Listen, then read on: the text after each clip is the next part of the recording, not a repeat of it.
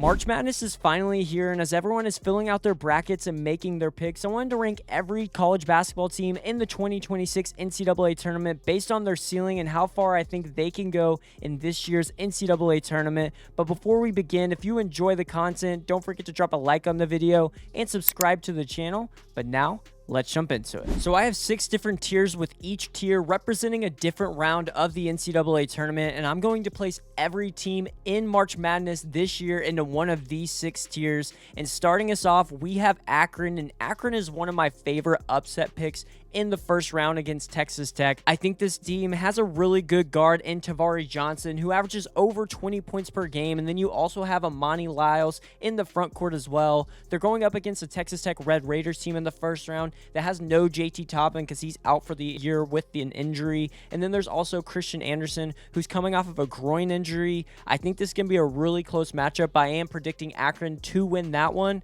And then looking at who their second round matchup would be, it'd be either Alabama or Hofstra, and I could see Hofstra pulling off that upset as well. And because of this, I actually think Akron has Sweet 16 potential, so I'm going to be putting the Zips into my Sweet 16 tier. Then we have Alabama, and with the recent news of Aiden Holloway and how he might not play in the NCAA Tournament with the Crimson Tide because of this, I'm not as high on the Crimson Tide. However, they definitely could win their first round matchup against Hofstra. They could be either Texas Tech or Akron in the second round, and then you also are going to be going up with most likely Tennessee or Virginia, and I think they could win that as well. Nate Oates has a really good team here in the Crimson Tide, and with that offense, we know that they can get hot and go on a run. So I do think Alabama can get to an Elite 8, but I don't think they can get to a Final Four without Aiden Holloway. Then we have Arizona, and obviously, no surprise here, they are one of the title contenders and can win a national championship, so I am going to be putting them in my national champions here. This has been one of the most complete teams in all of college basketball all season long, and they hit and meet all of the criteria that you need in order to be a national champion. They have a really good front court with Mo Krivas, Toby Awaka, and Koba Pete. You also have a great backcourt with the Big 12 Player of the Year, Jaden Bradley, and Braden Burries, and then also great depth with Dwayne Aristode, Anthony Del Orso, and Ivan Karchinkov. I think the Wildcats are primed for a deep run in March this season, and so I have them as a national champion contender. Then we have the Arkansas Razorbacks, and Arkansas is also in the same region as Arizona, and those two would be meeting in the Sweet 16 if both teams were continuing to win like I think they do. And in that matchup, I think Arkansas is one of the teams that actually could knock off Arizona in their region, and because of that, that means they get to an Elite 8, and if they can beat Arizona, I think they can beat a lot of teams. So I believe Arkansas has the ability to get to the Final Four this season out of the West region, but I don't necessarily know if they have enough to be a national champion. Obviously, you have great guard play with Darius Acuff, who's one of the best guards in the country, as well as Malik Thomas. Billy Richmond, a very underrated player for this team, but he does a lot for them. And then their front court with Trevin Brazil and the others are good as well. But the depth scares me a bit, so that's what keeps them out of my national champion tier. But Arkansas and John Calipari can definitely get to a Final Four. But then up next, we have the BYU Cougars, and their ceiling is definitely limited without Richie Saunders, who is out for the season with an injury, but you still have a guy in AJ Debinsa who can will you to some wins with that offensive performance that he can put up, and we saw that in a couple of games in the Big 12 tournament. They also have a guy like Robert Wright who also can get it going on the offensive end as well. I think Kennard Davis is the biggest X factor for this Cougars team. How is he going to play in the tournament is going to be the big question that I'm seeing, but in their first matchup, it's either going to be Texas or NC State from an 11 seed, and then they're probably going to be going up against Gonzaga, and this Gonzaga team doesn't have Braden Huff more than likely in the matchup that they would be going up against them in, and because of that, I do think BYU could get past them, which takes them to a Sweet 16, but I'm not sure they could go much further, so I have BYU in my Sweet 16 tier. Then we have Cal Baptist, and Cal Baptist has a stud in Dominique Daniels there for the Lancers, averages over 23 points per game, so one of the top scorers in the country. Really helped Cal Baptist win their conference championship and get the auto bid into the NCAA tournament this season. And their first round matchup is the Kansas Jayhawks, which obviously going up against Bill Self, Darren Peterson in the Jayhawks in the first round is never going to be easy. But I do think there is a path where Dominique Daniels goes off and they are able to get past Kansas, and then they'd have to face St. John's. But I'm not sure they can rattle off 2 wins in a row. So Cal Baptist, maybe you win 1 game in the tournament, but I don't think you can win 2. Then we got Clemson, who's going to be in the 8-9 game in their first round matchup against Iowa, and they're going up against a guy in Bennett Sturts, which is going to be a tough out, but they definitely can get the win. But then they're going to go up against Florida, and they do not have the front court to match up with the Florida Gators. RJ Godfrey and Carter Welling are 2 really good pieces for this Tigers team, and they have a really good coach in Brad Brunell, but the Gators are going to be too much for them, so I have Clemson in my round of 32. Then we got the Duke Blue Devils, and just like Arizona, this is a team that definitely can win a national title, and they're going to be contending for it, so I have to put Duke in my national championship tier. The Duke Blue Devils has the best player in the country in Cameron Boozer. They also have a lot of good pieces around him with guys like Isaiah Evans. Patrick Ngungba, I believe, is going to be back. And then you also have Caden Boozer, who has come in and played really well in the backcourt in Caleb Foster's absence. And that's my biggest question for Duke in this postseason, is whether or not Caleb Foster is going to be back in time for the Final Four. But without him, I still think they're a contender. So I got the Blue Devils going in my national championship tier. And then right after them is the Florida Gators, and I have to put them right next to the Blue Devils. Florida Gators have one of, if not the best front courts in the entire country in Alex Condon, Ruben Chinlu, Thomas Houck, and then their backcourt play of Xavier Lee, Boogie Flan, and Urban Klavzar has been getting better and better as the season has gone on. And I know the SEC tournament was a bit of a letdown, losing in the semifinals against Vanderbilt, but I truly believe the Gators have the talent and the ability to repeat as national champions. So I'm putting them there in the national champions here. And then we have Furman, who in their first round matchup, they're going up against UConn, and this is probably, if I had to predict a 15-2, would be the one I pick, and that's because Furman has 2 really good pieces in Alex Wilkins, the freshman guard there for the Paladins, and then Cooper Bowser, the big in the front court, who has one of the best post hooks in the entire country. And they're going up against a UConn team that is really light in the front court. Obviously, you have Terrace Reed, who is awesome for the Huskies. Eric Ryba, though, at times is inconsistent, and their shooting as a team has been inconsistent as well. Also, they're just now coming off that loss in the Big East title game against St. John's, where they got absolutely dominated. So with Furman, I'm not 100% they're going to get the win, but I do think they have a ceiling of getting to a round of 32 if everything aligns. So I got the Paladins moving to the round of 32. Then we have Georgia, and in their first round matchup, they're going up against the St. Louis team, and I actually prefer the Billikens in this one, but Georgia definitely can get the win. It's an 8-9 matchup, so it's basically a 50-50 toss-up. Also, with the Bulldogs, you got really good pieces in Jeremiah Wilkinson and Blue Kane, and we know this team has a ton of offense, and going up against another team in St. Louis that has a really good offense, it's going to be a shootout, and if Georgia just plays better on that end of the floor and is able to score more points, obviously they're going to get the win. So I do think Georgia has a ceiling of getting to the round of 32, but then they face Michigan, and that's where it ends. So I got the Bulldogs going into the round of 32. Then we have Gonzaga, and their first round matchup is against a 14 seed in Kennesaw State. I think they get past them easily. And then also you have BYU or Texas or NC State in the second round. And even without Braden Huff, I do think they have the ability, and I am predicting them to get at least to the second weekend. And that's where a matchup with Purdue is set up. And if Braden Huff comes back, I do think they have the ability to get past Purdue in that one, but I don't think there's any shot they're beating Arizona. So I really truly believe the Gonzaga ceiling in this March Madness is the Elite Eight. But then we got Hawaii, and Hawaii's first round matchup is against the Arkansas Razorbacks. And right now, I just don't see a way that this Hawaii team can get a win over Arkansas. I know there's a possibility, but with the way that this Hawaii's defense plays, where there's basically no help, I don't know how they're going to cover Darius Acuff, because we haven't found one person in the entire country that's been able to shut him down. So right now, Hawaii, their ceiling to me is just a round of 64 exit. Then we go to High Point, who faces Wisconsin in their first round matchup, and High Point was definitely one of my top upset picks coming into the bracket, but going up against a hot Wisconsin team that has beat some of the best teams in the country is going to be extremely difficult. But still, the Panthers have solidified themselves as one of the best mid-majors in the country year after year. Terry Anderson and Rob Martin, two really good players. Martin in the backcourt, Anderson more on the wing, but they're going up against one of the best duos in the backcourt in the entire country, and John Blackwell and Nick Boyd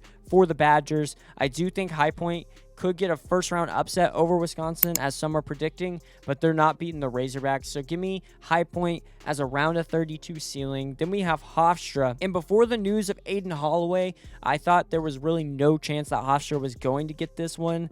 But now with Aiden Holloway out, that takes away one of your best guards on the Alabama Crimson Tide. Obviously, Alabama still has a guy in LeBaron Philon. You have a Latrell Reitzel and other pieces that can step up, like a Jalil Bethea. I know he hasn't played as much this season, but they still have a lot of guards on this team that can carry the load. But Aiden Holloway was such a dynamic scorer and shooter for this team that I think it could hurt some of their continuity heading into their first-round matchup. In Hofstra, they have two incredible guards there for the Pride in Cruz Davis and Preston Edmeade. Two guys to watch out for. So I do think Hofstra has the ability to get an upset in the first round, but I don't think they're going past that. So I'm also putting the Pride there in the round of 32. Then we have the Houston Cougars, and this is one where I've seen a lot of people taking them to win the national title. But for me, I do think Houston definitely has the ability to get to a Final Four. But when I look at these one seeds like Duke, Michigan, and Arizona, Houston does not have the front court to stick with them. I know JoJo Tugler and Chris Sinak Jr. are two really good pieces, but I'm just not convinced they're as good as the likes of a Cameron Boozer and a Patrick Ngungba, or a Mo Krivas and a Koa Pete, or a Yaxa Lindeborg and a Perez Johnson Jr. and a Day Mara. And for that reason, I know they have great guard play, but I think Houston's ceiling is a Final Four, and this is going to be controversial for some, but I just truly think right now Houston is not one of the teams that I'm taking to win a national title.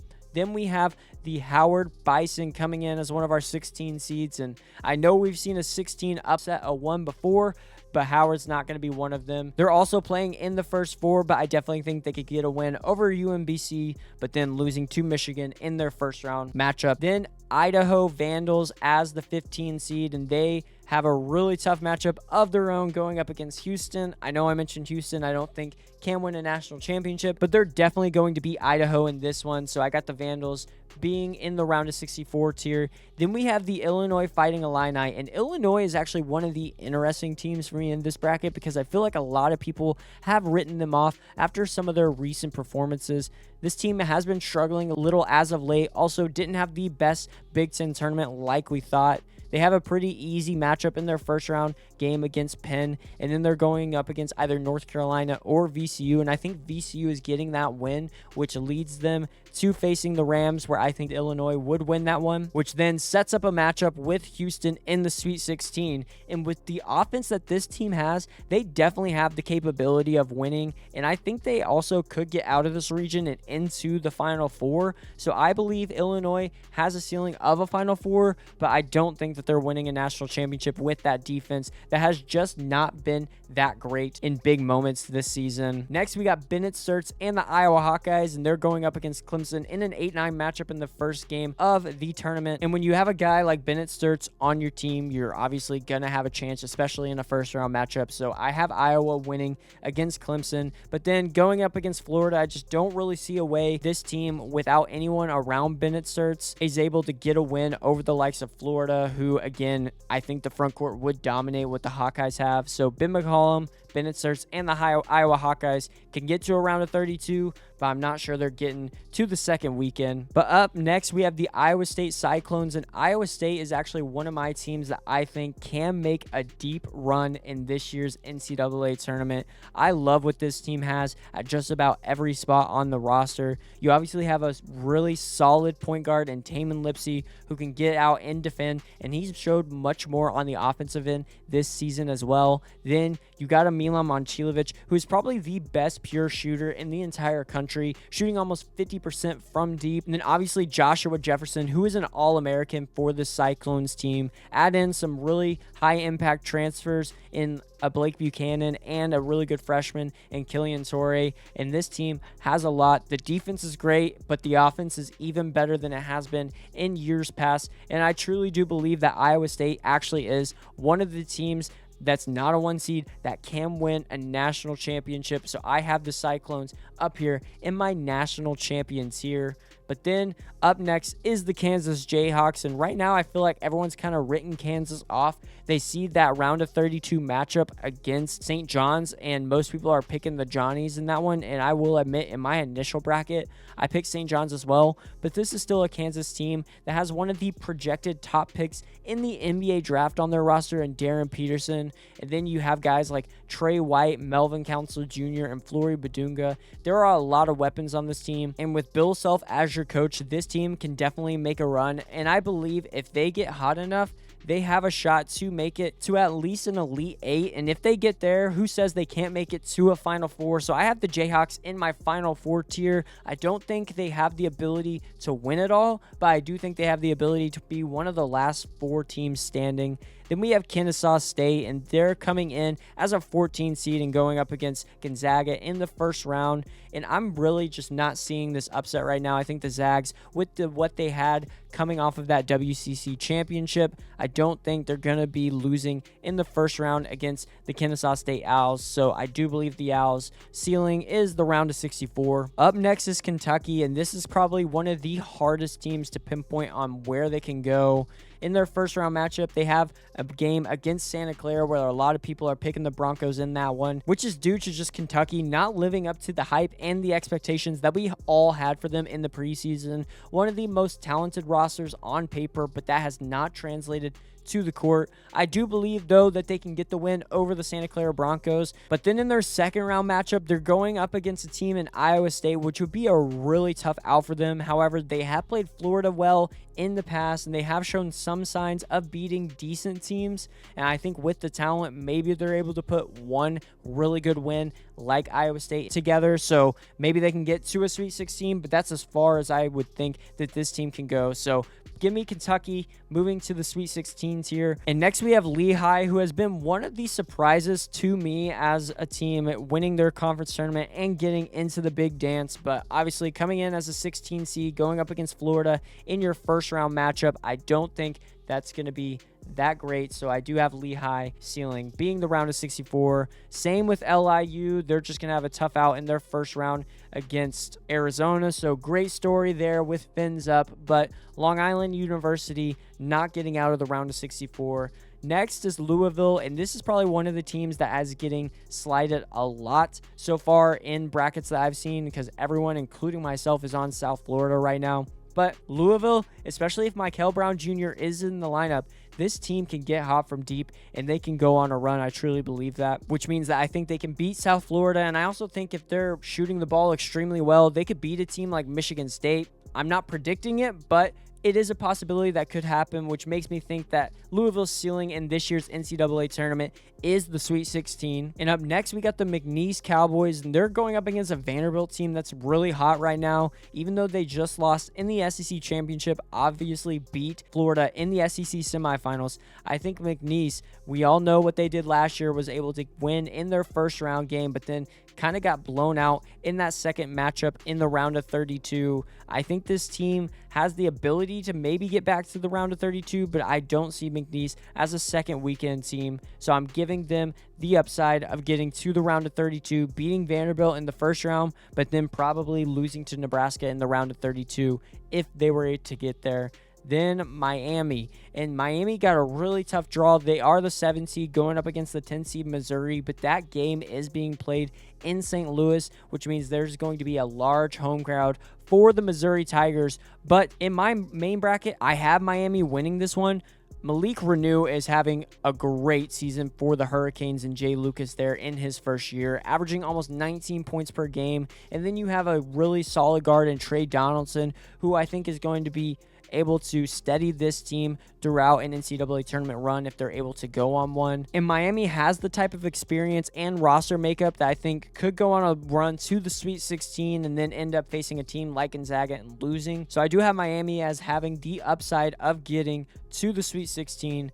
Then one of the most talked about teams in the entire field has to be Miami, Ohio, and the Redhawks are going to be in the first 4 in that 11 seed game against SMU, and obviously going up against the likes of Boopy Miller and Jerome Pierre. They have not faced any competition like that all season long, but even if they're able to get this one, then they have to face a team in Jacoby Gillespie, Nate Ament in the Tennessee Volunteers, and I just don't see Miami, Ohio getting out of the first round. So Miami, Ohio, great that they got in, but I do think it ends there in the round of 64. Next, we got Michigan, who, of course, as a 1 seed, and how dominant they have been all season long. And don't forget about that stretch in the Players Era Festival where they were blowing out really good teams by 30 or 40 points each and every game. This team has to be a national title contender. The size that they have in the front court with Yaxel Lindenborg, Morez Johnson Jr., and Ade Mara. You have really good size in the backcourt as well, besides Elliot Cadeau. Trey McKinney is a really good size, as well as Namari Burnett. And then you have a guy like Roddy Gale coming off the bench as well. I think the backcourt is going to be the biggest concern for me because with LJ Kaysen being out, that does hinder them a bit. But still, the Wolverines have national title upside. Next is Michigan State, and Michigan State is probably one of the top 2 or 3 teams in the Big Ten. Jeremy Fears Jr. has looked like one of maybe the best point guard in the entire country all season long. They have a really good front court in Jackson Kohler and Carson Cooper. Also, the emergence of guys like Kerr Tang, Jordan Scott, and Cohen Carr. I really like what Tom Izzo's team has done so far this season. They're really good on the defensive end, which is something that we've come to expect, but I think their offense is even better than a lot of people expect as well. They've played Michigan pretty well until the end of games, and they played Duke really close as well. So I do think Michigan State can get to a Final Four, but I'm not sure they're a national title contender. Then we have Missouri, and as I mentioned, they're going up against Miami in that first round matchup of a 7-10 game in St. Louis. And with their home crowd behind them, they definitely have the ability to win that matchup. But I just don't see Missouri beating a team like Purdue with how dominant that Purdue was in the Big Ten tournament. I think the front court for Purdue is better. Obviously, they have better backcourt play with a guy like Braden Smith. And if Fletcher Lawyer is hot, watch out for the Boilermakers. So Missouri able to get to the round of 32, but not going any further. Then we have the NC State Wolfpack. They're starting out in the first 4, and this team has been struggling as of late, really played themselves into the bubble and then into the first 4 with their play down the stretch. Didn't do much in the ACC tournament, but this team still has a lot of talent and is coached by a really good coach in Will Wade. I think they have solid backcourt play in Quadir Copeland and Trey Holloman. You have a guy like Darion Williams who really led Texas Tech in their run last season. So NC State kind of feels like a team that could go on a bit of a run, get hot at the right time, and make it to a Sweet 16 to me. So I got NC State with the ceiling being a Sweet 16 run. And up next, we have Nebraska. And Nebraska is a really interesting one to me. Their first round matchup against Troy is not the easiest. Troy has a guy like Victor Valdez and Thomas Dowd there at the forward position. Thomas Dowd, more of a scorer and rebounder, and then Victor Valdez can do a little bit of everything. Also plays a little bit of point forward for the Trojans, but I do think Nebraska gets by them, and with that, they're going to be able to get by Vanderbilt. And with what they've shown so far this season, I truly do believe they can beat a Vanderbilt team. But then going up against Florida in the Sweet 16, I'm not sure they're getting any further than that. So I have Nebraska as a Sweet 16 upside. And then next we got a team like North Carolina, and without Caleb Wilson, I'm just not as high on the Tar Heels. I think Henry Vasar is going to have to do a lot for them in the front court. They're going to need a guy like Jaron Stevenson to step up to fill a lot of the minutes and scoring production that is left with Caleb Wilson being out. And then obviously the guard play with Seth Trimble, Derek Dixon, and others has to be better as well. I think they get upset in the first round, but obviously it would be an upset, so they definitely have a shot to beat that. I just don't see them beating Illinois in the second round, so I do have North Carolina being in my round of 32 tier. Next is North Dakota State, and I just don't see what some people see with the thought that they can upset Michigan State. Maybe if the Spartans don't play that well on the offensive end, but North Dakota State is not a team that I think is just going to outscore Michigan State, so I do have North Dakota State as being around a 64 tier. I think they're out in the first round, and there's nothing much to it. Then we have St. John's going up against Northern Iowa, and this is one of those games where maybe there's a chance that St. John's just doesn't get anything going. We know that they're not great from the three-point line. Northern Iowa is a really good defensive team. Also, you need to know a guy by the name of Trey Campbell, a really dynamic guard there for the Northern Iowa Panthers. Maybe they're able to get a first-round upset, but I think they would be losing to Kansas in that second-round game. So I got Northern Iowa there as my round of 32 tier. Up next is Ohio State, and Ohio State, I was really hoping they somehow jumped to the 7 line, but with that resume, they just weren't going to be there. They were always going to be in the 8-9 game, and because of that, they're facing Duke in their second round matchup. But when you have a guy like Bruce Thornton, anything is possible. They were able to beat Purdue. I know it was at home, but Purdue, to me, one of the better teams in the country right now. But Duke will be without Caleb Foster, and they could be without Patrick Ngumba in this one. I don't think so. I believe he will be back for at least the round of 32. But if they are without him, there is a real shot where Ohio State and Bruce Thornton and John Mobley take over and somehow are able to knock off Duke. So I am going to have them getting into the Sweet 16 tier, but that's as far as I think that the Buckeyes can go. Then we have Penn, and if you watch my upset bracket video, I did have Penn as having a chance to beat a team like Illinois. When you have a guy like TJ Power, he went off for over 40 points in one of the games in the Ivy League tournament. But the more and more I think about it, Illinois' offense is way too dynamic. I do think their front court is going to have a size advantage over Penn, and I'm trusting Brad Underwood to get this defense a bit more under control. So I don't think Penn actually has a shot in the round of 64, so I'm putting them there in that tier. Same with Prairie View A&M. Cool story that they were able to somehow win their conference tournament and get in to March Madness, but it stops at the round of 64. Purdue, though, is a team that has definitely jumped up on my radar after winning the Big Ten tournament. Also, they have some of the most experience in the NCAA tournament out of any one of these teams. You have a guy in Braden Smith, Fletcher Lawyer, and Trey Kaufman-Wren, all of which have made it to a national title game before, and they've also seen the ups and downs of this tournament. Winning the Big Ten was extremely impressive to me, and the fact that they were able to beat Michigan in the way that they did showed me that they have the potential to win a national title. So I think I have to put the Purdue Boilermakers as a national title contender. Up next is Queens, and they're going to be similar to Prairie View A&M.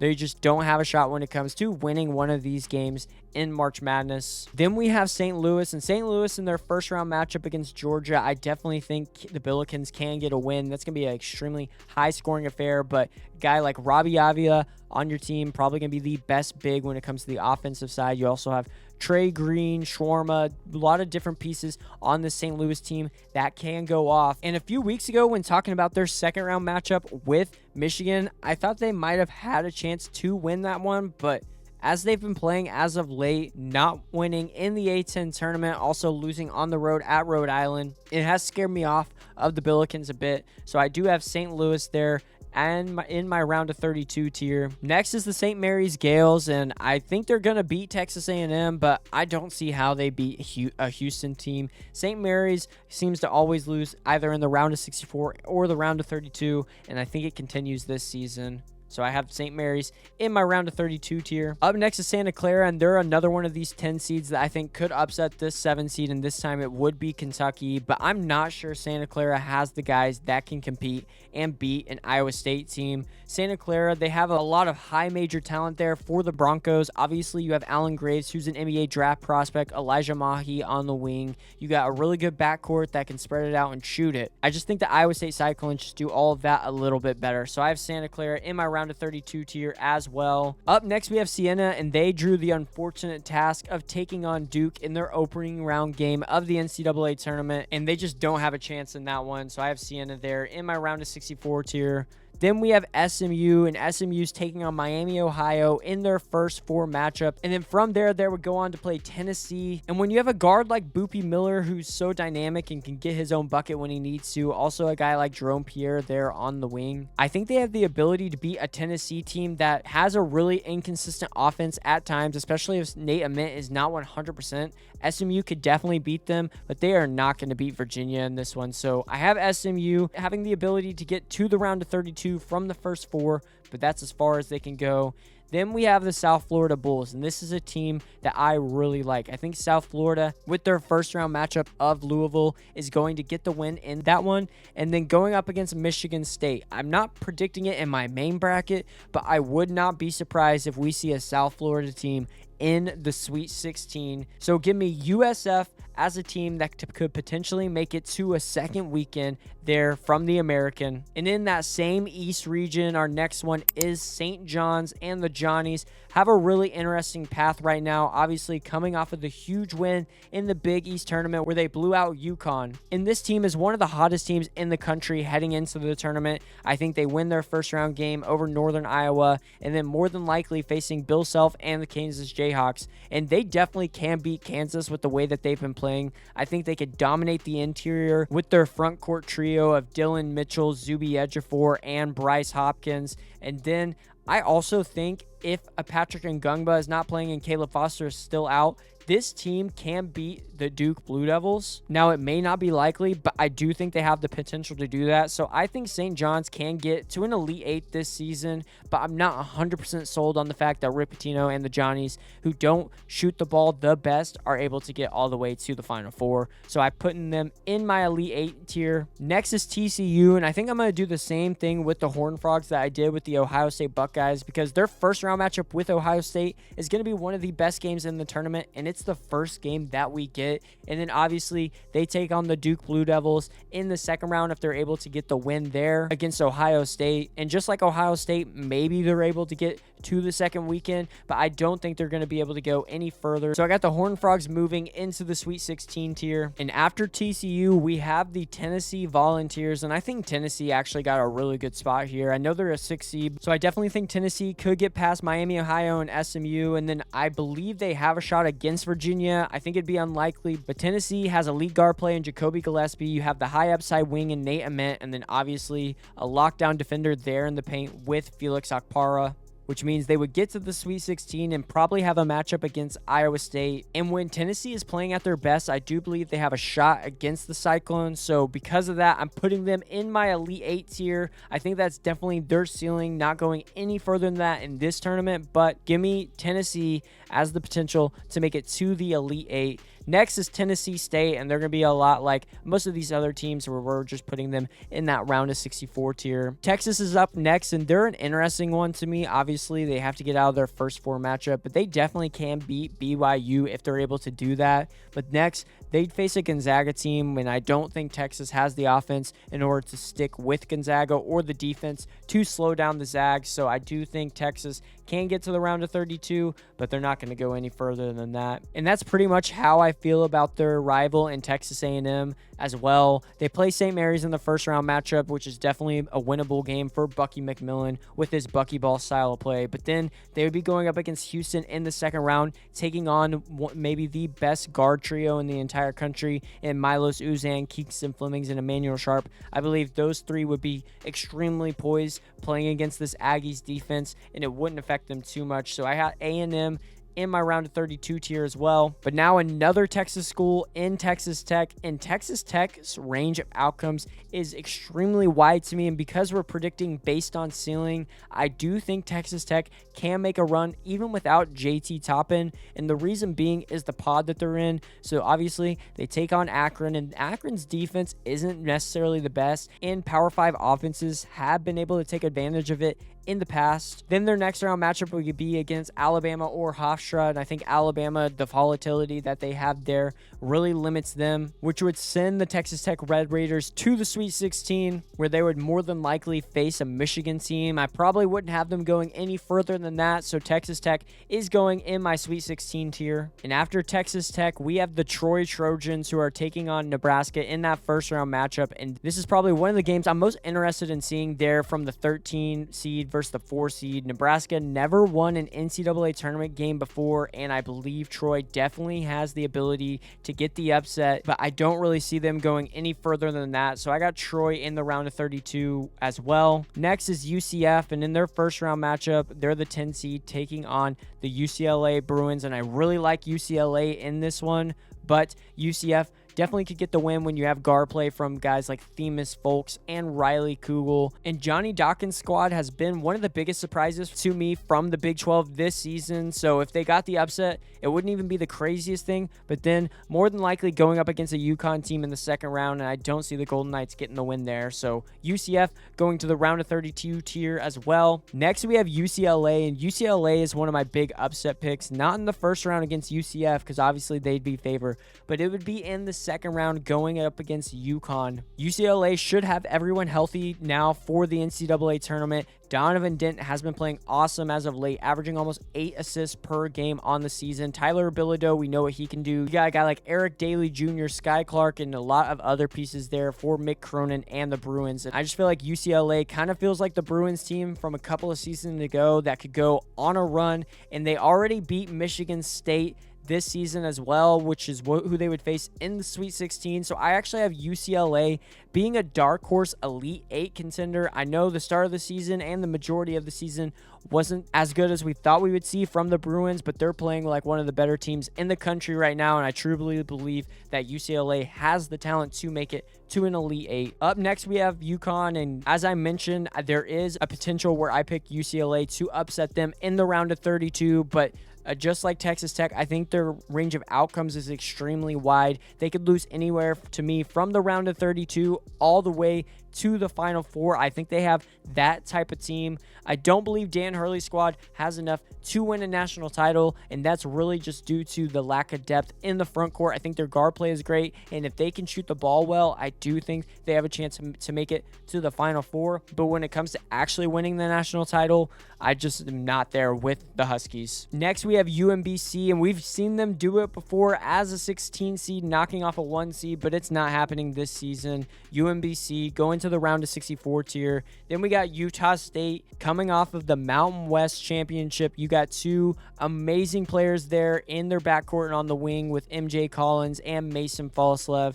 And I was really unfortunate when I saw the bracket and saw that the Aggies were in that 8-9 game, because I have them beating Villanova, but I just don't think they have the front court that can keep up with Arizona. So Utah State, unfortunately, I would like to pick them further and think they could go further, but right now, with the way that Arizona has played all season long, I think Utah State gets stopped in the round of 32. Next, we have VCU, and VCU is kind of like South Florida to me, just this time in the South region, and I believe the South region is one of the most wide open regions in the bracket.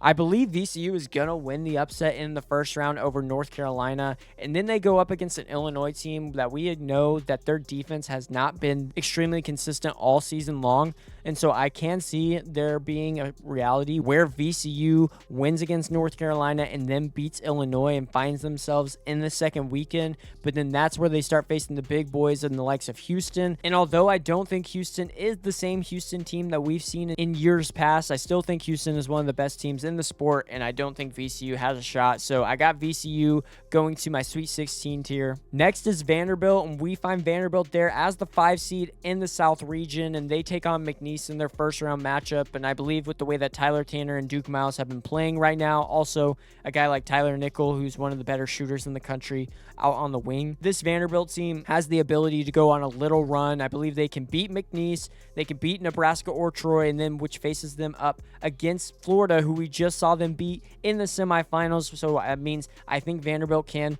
beat the Gators obviously as well, which has them ending up in the Elite 8, but I'm not sure they can go any further. So I got Tyler Tanner and Mark Byington and the Commodores as having a ceiling of getting to the Elite 8 in this year's NCAA tournament. Next, we got Villanova, and it's really cool to see the Wildcats back in March Madness this season, but they're in the same position where Utah State is. I think they have a shot to beat the Aggies, but then they'd be going up against Arizona in that second round matchup, and I just don't see a world where Villanova gets the win over Arizona. So I have Villanova there in the round of 32 tier. And then we have Virginia, and I've mentioned this before. Virginia is one of my dark horse Final Four contenders.